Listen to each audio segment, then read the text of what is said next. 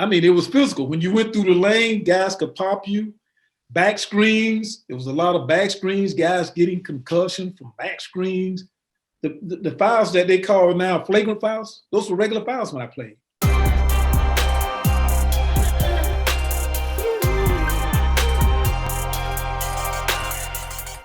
First of all, let's shout out Bulleit Bourbon having us out here.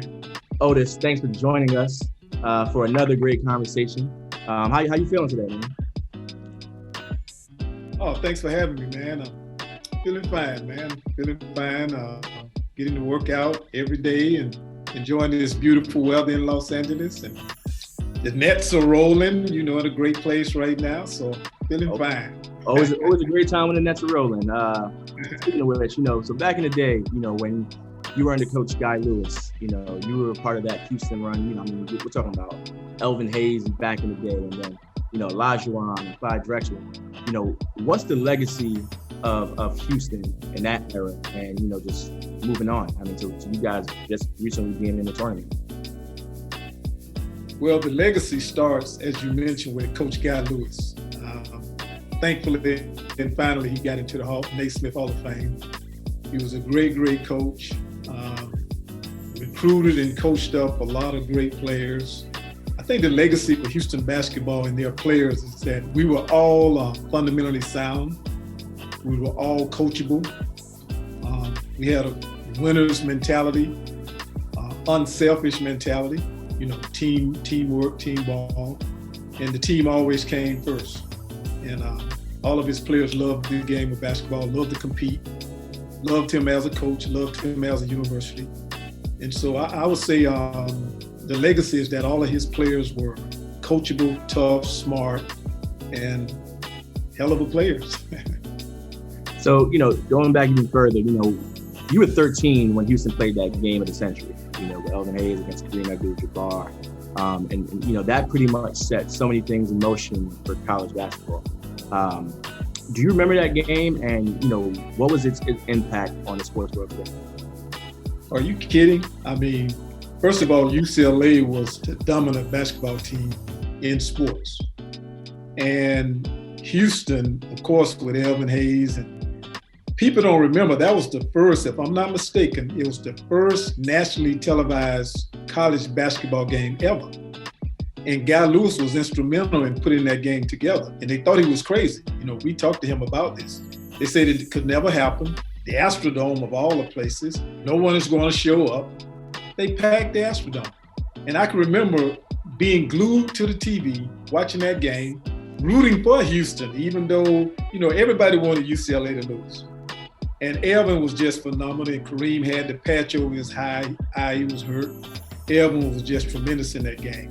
And it was so ironic because when Houston started recruiting me, that's what I thought about, that game in the Astrodome. So I was familiar with it. It set the groundwork for where college basketball is today as far as television and exposure. So of course I remember that game. So you're growing up watching these greats play. Who would you say had the biggest impact? And maybe it's more than one player, but which professional players, whether it's college or professional, had the biggest impact on your life? It's funny because I grew up in Winter Haven, Florida, and the Boston Red Sox used to spring train in my hometown. And our first love growing up was baseball. And our second love was football. And of course, basketball was third. But because we lived in the South, LSU, the SEC, was on TV every weekend. So I grew up idolizing Pete Maravich. When I was in junior high school, I used to wear the floppy socks because of Pete Maravich. He was just phenomenal. The guy averaged 44 points a game for his college career without a three-point line. And so I grew up idolizing Pete Maravich. Watching pro basketball, I idolized John Havlicek of the Boston Celtics because the way he moved without the basketball. And that's how I learned how to move without the basketball. And then, of course, Walt Frazier. I wore number 10 because of Clyde. He was so cool, so smooth, and a great player. And so Pete Maravich, John Havlicek, and Walt Frazier. So you came into the NBA a year after the ABA merger. You were selected second overall by the Kansas City Kings. Break down that era in pro basketball to me, like those late 70s seasons and how that impacted the game going forward. Well, man, I grew up watching the ABA. And in fact, my junior year, I was thinking about going hardship. And the ABA were recruiting me, trying to get me to come out. But I wanted to play in the Olympics, so I didn't go hardship. When I graduated, the ABA was over. But the ABA had a lot of great players who unfortunately didn't get to play in the NBA because they didn't take all of those guys. They couldn't take every player from the ABA, but they had some great players. And I mean, when you look at the slam dunk contest, the 3-point line, all of that came from the ABA. The high flying dunks and all of that was the ABA.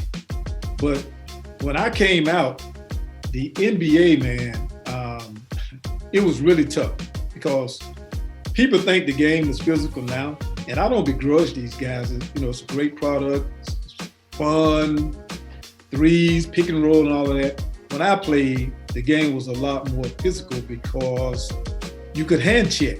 You could actually put your hand. In other words, if Steph Curry is dribbling the ball, I could put my hands on him the whole time and kind of guide him away from the basket. I mean, it was physical. When you went through the lane, guys could pop you. Back screens, there was a lot of back screens, guys getting concussion from back screens. The fouls that they call now flagrant fouls, those were regular fouls when I played. So the game was so much more from the inside out. You had big men, Kareem, Bob Lanier, all of those guys, Mike. You had so many big men that the game was played in the paint, inside out. Now the game is played outside in. And so it was a lot more physical. Guys didn't go hardship because there were no spots. I mean, it was tough to make an NBA team. That's why when I played for 12 years, there were only 3 players who came out of high school into the pros: Moses Malone, Darryl Dawkins, and Bill Willoughby. I mean, you didn't have guys going pro out of high school. You didn't have European players, because the league was just so tough, man. So it's a different time, but it was a lot of fun. And I was fortunate because out of the 50 greatest players of all time, I probably played against 40 of them. So. Yeah. So after being named to the NBA, All-NBA second team in '81, you came to the Nets. They moved into a new arena under Coach Larry Brown. You guys had Buck Williams. The Nets won 20 more games that year than the year before. You guys had a 5-year playoff, with the core group. What made that team special for you? We were a close-knit group, and it's a testament even to this day we're still friends. In fact, Michael Ray Richardson and I talk every day. If we don't speak once during the day, something is wrong. One of us is sick or something has happened. Close with Buck Williams, close with Albert King, Darwin Cook. So we were a close-knit group, but it started with coaching. But I must say also, Joe Taub, who used to own the Nets, was a tremendous man and great owner. We had Stan Albeck.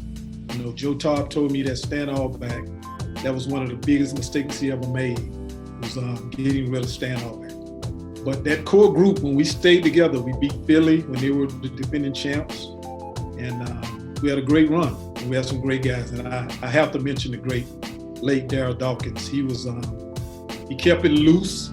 The games, practice, the locker room, no one was more fun than Darryl Dawkins. Man, just a tremendous talent, just a great, fun-loving guy, and we had a lot of fun. All we did was laugh. Let's talk about this year's team, and just that big collection of talent that has been assembled this year. There's no doubt in my mind. I don't see who can beat them in the East. And as far as the West, with maybe the Lakers and the Clippers giving them a good run, but if they stay healthy, I just can't see anybody beating them. I mean, I don't know how you match up with those guys. They're just too talented, man. And KD, I mean, for me, all 3 of those guys are great, but at the end of the game, the ball should be in KD's hand. He's too big, and he's a pure shooter, and he can get his shot anytime. And if they will get him the ball at the end of those games, unless, of course, one of the big 3 is having a big game, and you want to go with them down the stretch. Man, that's a great team. Fun to watch, and they got great bench too. We got a lot of young good players playing their roles, and Steve Nash and his coaching staff have done a tremendous job of putting it together. They look great, man. Fun to watch, man. Cool. So, Otis, appreciate your time, man. Again, share. Hopefully we can have one of these in person over at the Bulleit Bar in Barclays. During the NBA Finals, something like that.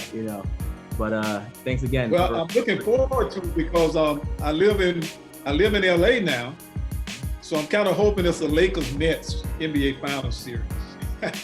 Nice. That way I get to go to the games in LA, and then maybe Heather get me to come to a game on behalf of Bulleit in Brooklyn. So. As long as you're wearing your Nets jersey, we're good with you going to those games. Yeah, come on, of course. Wait, but whose jersey are you wearing? I hate to tell you this, man, but I'm gonna have to wear an Otis Birdsong jersey. Woo! That's what I was hoping you said. Again, thanks again for your time. Appreciate it. See you soon. Thanks for having me, man. I really enjoyed it, man.